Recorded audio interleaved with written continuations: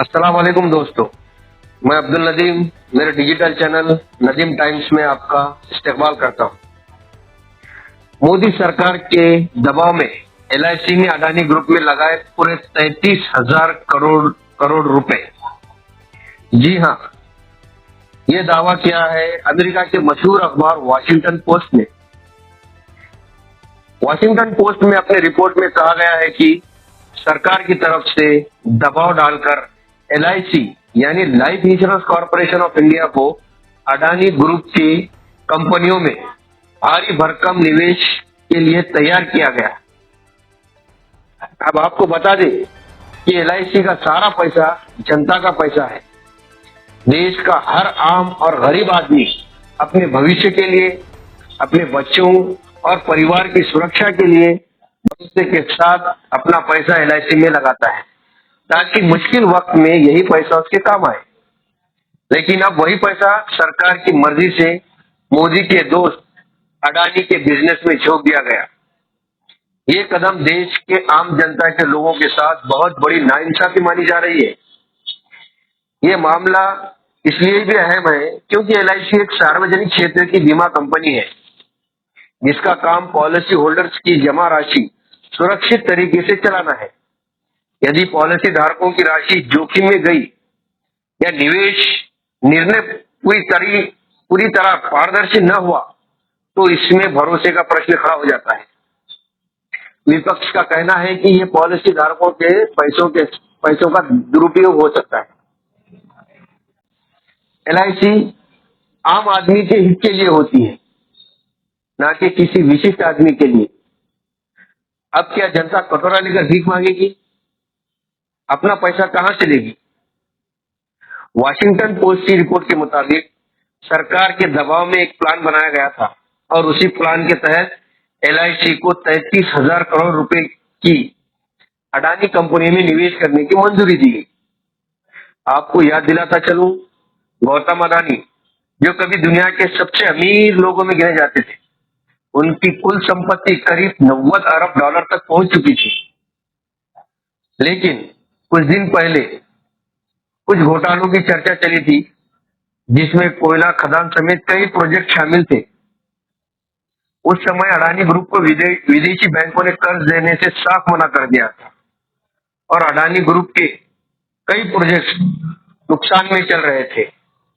इस मुश्किल वक्त में मोदी सरकार ने अडानी ग्रुप को संभालने के लिए एक प्लान बनाया। भारतीय वित्त मंत्रालय ने एलआईसी को प्रेशर डालकर अडानी ग्रुप के प्रोजेक्ट में पैसा इन्वेस्ट करने के लिए मजबूर किया। इस खुलासे के बाद कांग्रेस ने तीखी प्रतिक्रिया दी है। कांग्रेस ने कहा है ये जनता के पैसों का गलत इस्तेमाल है। वॉशिंगटन पोस्ट की रिपोर्ट ने एक सनसनीखेज खुलासा किया है। नरेंद्र मोदी और अडानी की मिली भगत में हो रहे महाघोटाले की एक और परत खुल गई है। अब जो तथ्य सामने आए हैं वो चौंकाने वाले हैं। नरेंद्र मोदी ने एलआईसी से अडानी को 33,000 करोड़ रुपए दिलाए और यह तब किया गया जब अडानी को कोई कर्ज नहीं दे रहा था। उस समय नरेंद्र मोदी आगे आए और सार्वजनिक जो पैसा होता है, जो इस देश का पैसा है, एलआईसी से अडानी को दिलाया गया। ये जो सारा प्लान है 33,000 करोड़ रुपए एलआईसी से अडानी को दिलवाने का, इसकी रूपरेखा, इसका जो प्लान, इसकी जो योजना थी वो वित्त मंत्रालय के डिपार्टमेंट ऑफ फाइनेंशियल सर्विसेज और नीति आयोग ने तैयार करी। इसका अप्रूवल वित्त मंत्रालय ने दिया और प्लान ये बना कि करीब करीब 28,600 करोड़ रुपए अडानी के कॉर्पोरेट बॉन्ड्स में डाले जाएंगे और करीब 4,200 करोड़ रुपए अडानी की कुछ कंपनीज में हिस्सेदारी बढ़ाने के लिए एलआईसी डालेगा। वो क्या कंपनीज थी?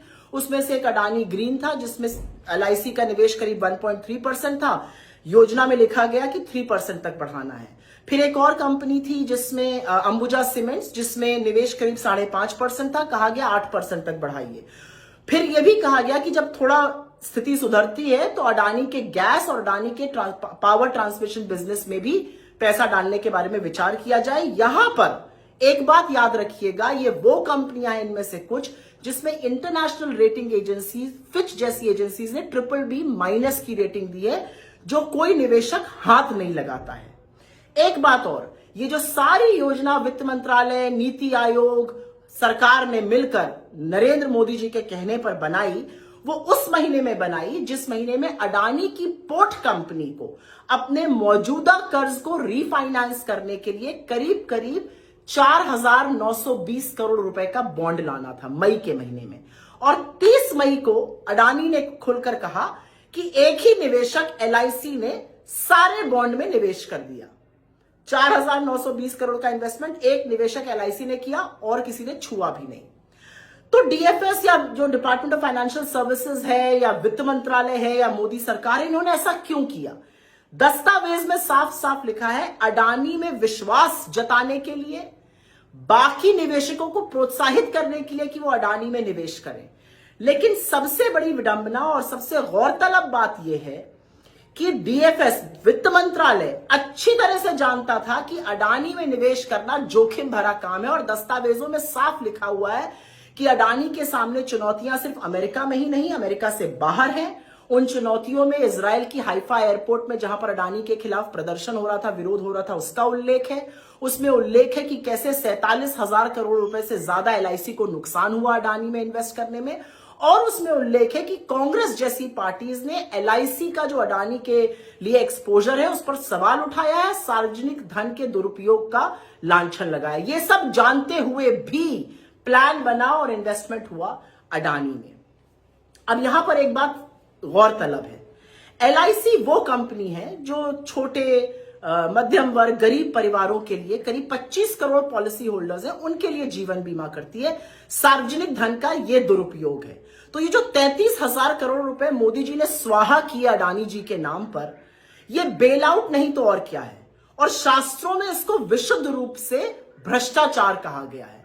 अब मोदी जी आप कितनी भी जलेबी बना लीजिए, मोदी अडानी महाघोटाले के किंगपिन, मोदी अडानी महाघोटाले के आर्किटेक्ट, सरकारी पैसे का दुरुपयोग, आम जनता के पैसे को स्वाहा करने का काम अडानी के नाम पर आपने किया है। और अपनी आंखें मूंदकर आप जांच भी नहीं कराना चाहते हैं। लेकिन मेरा सवाल आज उन मीडिया हाउसेस से है कि क्या इतने बड़े घोटाले को देखकर एक शब्द फूटेगा, एक टिकर चलेगा, एक शो होगा, बहस होगी? अगर होगी तो अच्छी बात है, अगर नहीं होगी तो चरण चुंबक कहने पे बुरा न मानिएगा।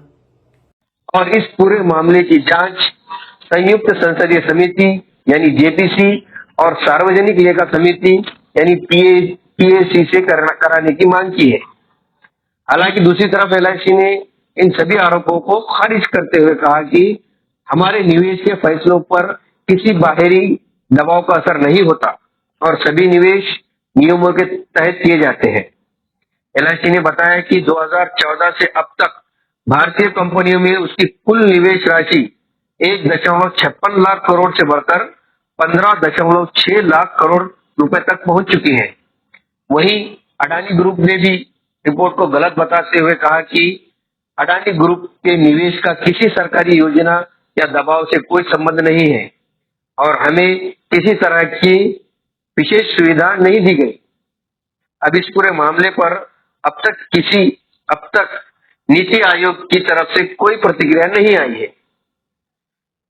आपको इस पूरे मामले में क्या लगता है? आप कमेंट करके जरूर बताएं। क्या मोदी सरकार का अडानी ग्रुप में पैसा लगाना सही है या ये आम जनता के साथ धोखाधड़ी है? आप अपनी राय कमेंट में जरूर बताएं। मेरे वीडियो को लाइक कीजिए, शेयर कीजिए और मेरे चैनल को ज्यादा से ज्यादा सब्सक्राइब कीजिए। Thank you.